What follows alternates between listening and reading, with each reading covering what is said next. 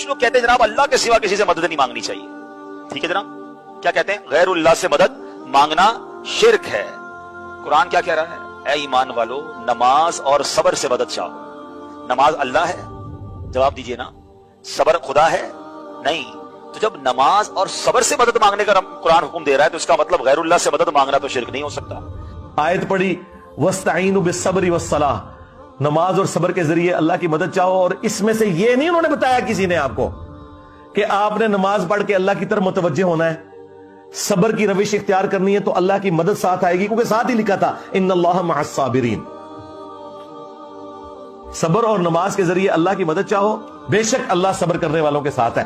جو اللہ کہہ رہا تھا وہ نہیں انہوں نے بیان کیا, انہوں نے بس کے ٹکڑا لیا وَاسْتَعِينُوا بِالصَّبْرِ وَالصَّلَاةِ اور کہا دیکھو اس سے ثابت ہوا کہ اللہ کے علاوہ بھی کسی سے مدد مانگی جا سکتی. اور اللہ نہ تھا تہاڈی سوچ ہوتے. قرآن کی تعریف کرنے والے لوگوں, غداروں, عزتیں اویل کی ہیں تم نے رسول اللہ کے نام کے اوپر, سواریاں سوار کی تم نے مکے اور مدینے کی آوازیں لگا کر, اور پھینکی جا کے اجمیر میں, بغداد میں اور دیوبند اور بریلی کے اندر. غداری کی ہے تم لوگوں نے اپنے نبی کے ساتھ, غدار ہو تم اپنے پیغمبر کے صلی اللہ علیہ وآلہ وسلم.